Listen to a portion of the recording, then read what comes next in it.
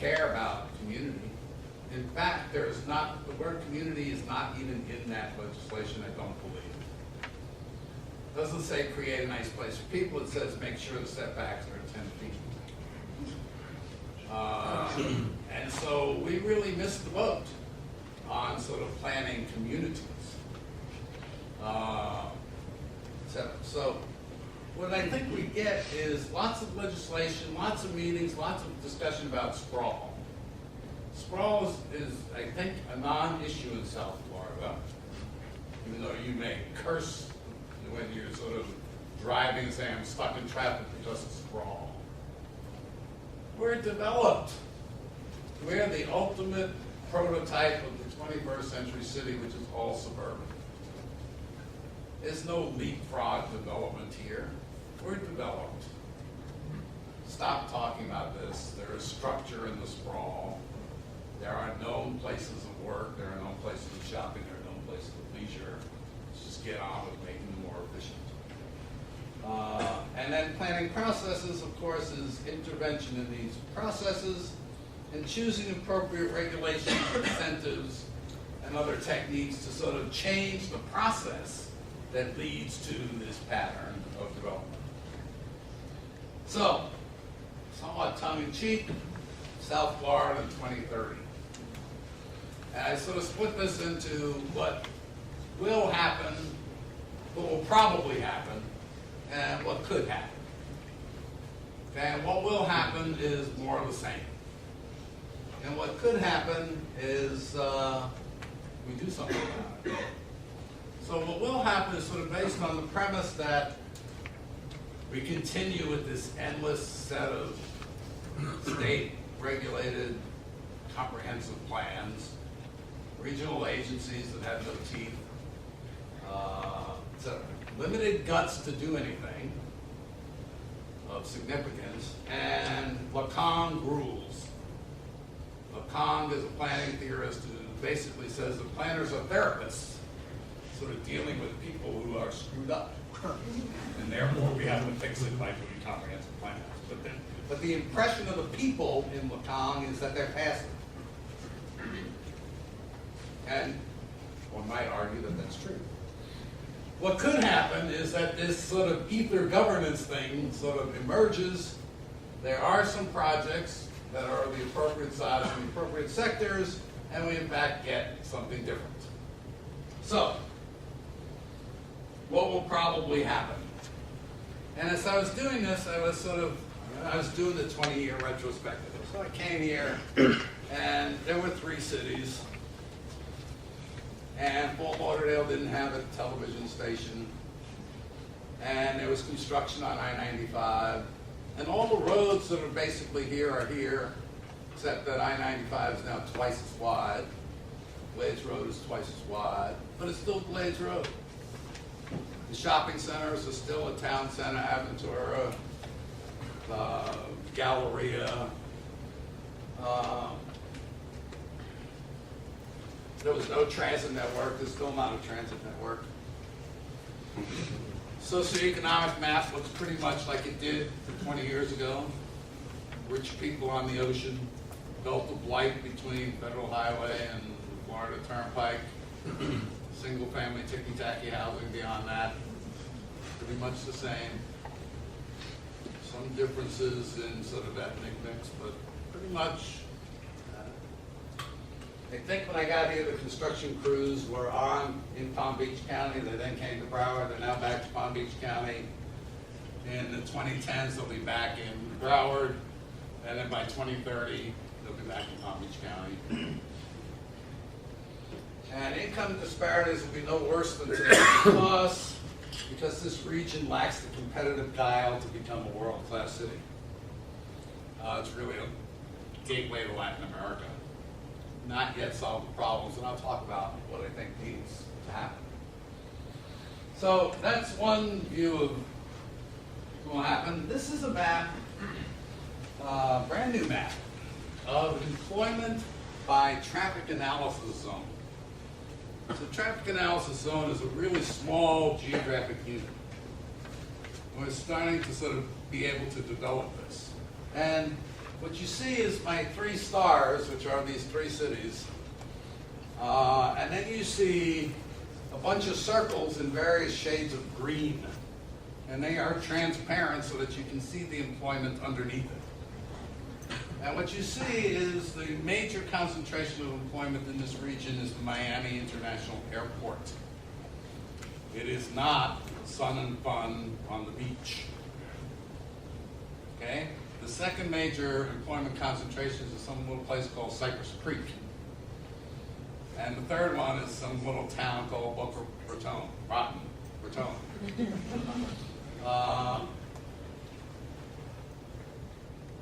And then these 2 lighter circles out west, unknown to me until about 3 days ago, when I got this map. Those 2 circles out here, not visible if I'm starting at the municipal level. Okay? Blurred. So this whole notion of multi-scalar level of resolution analysis sort of reveals stuff. And the second thing that this sort of reveals is that the transportation planners in the room are doing not the right thing. Keep focusing on tri-rail. Tri-rail doesn't go anywhere near these employment centers. There is, in fact, several transportation projects in Coral Springs. We're working on one. A transportation network that is unconnected to anything. There is a plan to put some sort of a transit system down State Road 7, unconnected to anything. In the history of transportation, it has always been to get the workers from home to work. If we don't know where work is, we can't build an efficient transportation system. We need to work on this. But what will happen? Put another lane of I-95. No problem. No problem.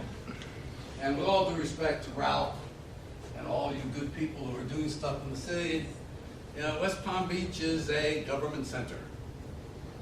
It can have a nice nightlife until 2 o'clock when the local residents say, sorry, you gotta close it up. And everybody's gonna get in their car and go to the Hard Rock Casino, which opens at 2. So there goes that money, right out of that municipality. Okay. Autarky prevails. This used to be called the Billy Nemser slide. My bosses don't care about regionalism, and that's true.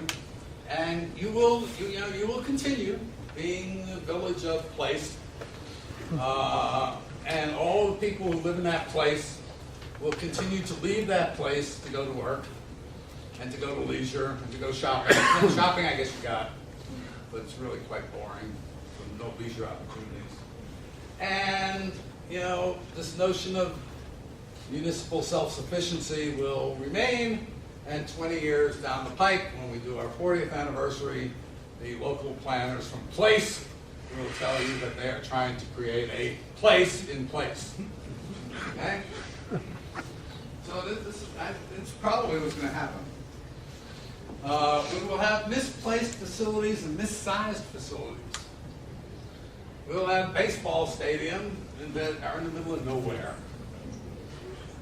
Everybody, however, will be within a quarter of a mile of a since abandoned town center. When I first came to South Florida in 1989, I was hanging out in Coconut Creek, which had actually built a town center before they built the townhouses. And it was vacant for 5 years. They could not find the tenants. The economic system was out of whack. It was sort of building based on lack of knowledge, lack of knowledge of the drivers. And so what happens, I think, with this town center stuff is it's an idea, it's a fad. Everybody has to have one. It's sort of what we used to call it the Hyatt Regency complex. You really couldn't have a cool city unless you had a Hyatt Regency. and a tram line. Now we have to have town centers. Now, I'm a fan, and I remember when we went to Jupiter to start a new town with a university and a baseball stadium and all this stuff. About 3 years ago, I went up to Jupiter to see the town center next to this very vibrant university and life science center. And the only place that was open, what do you think was open? Starbucks. And it closed at 5. Okay, it's sort of like Fort Lauderdale. You know, we have a vibrant community here. We have classes that start at 7, but you better get to Starbucks before 5. Okay? We have cultural venues that are mostly vacant. And there is a very interesting sort of argument about stadium and cultural venues that sort of say that the benefits are really the intangible benefits. They never pay their way. And there's this sort of methodology, sort of saying the office equivalent methodology. But things are so bad here that even if we use that methodology, these places are still bad. We have a cultural arts center here, built for high art, does rock concerts and is dark most of the year. This is the only place on the planet that does not have a symphony orchestra. It's the 7th largest place in the United States. A symphony orchestra, and oh, we're so lucky, 13 operas a year. Not going to cut it. Business people want to be entertained. It's only so far that the Hard Rock can go. So we've got some problems. All right, the ocean will not consume us by 2030. But we do, in fact, are starting to get some good models. So we've actually modeled, Deanna has actually modeled, with Jill's help, so what happens at the 3-level seafoot rise. And it's not the coastline that goes, it's Davy. Davy becomes a lake. So if we're serious about climate protection, let's sort of sell off all the houses in Davy, start to build some recreational facilities, and wait. Okay? The interesting thing is that we don't know what's going to happen in Palm Beach. Not yet been modeled. Okay. So, that's what's going to happen. And you know, I hope not. But I think that probably close. The alternative is to think regionally. And to think in terms of regional design. Now, nobody's God. Nobody can control everything. But it's useful to think that we can do something about regional design. There are certain things that we can do which will have impacts on regional design, regional form. My guess is, and I keep talking about this, or we keep talking about this, should we engage in this 20-year project, at least, of instituting a discussion, leading a discussion of governance, of knowing what the economic systems are, and really studying the ecological systems so that we're not sort of prone to fanatic statements, and take this as something that we want to shepherd forward. Is this something that the school can do, knowing that it's a 20-year project, knowing that the measures of success are not going to be there tomorrow, but a belief that the region matters, that the regional ability to be competitive will be directly related to your pocketbook and your climate and your air that you breathe. And so it's probably a 20-year process, starting with issues of awareness, image creation,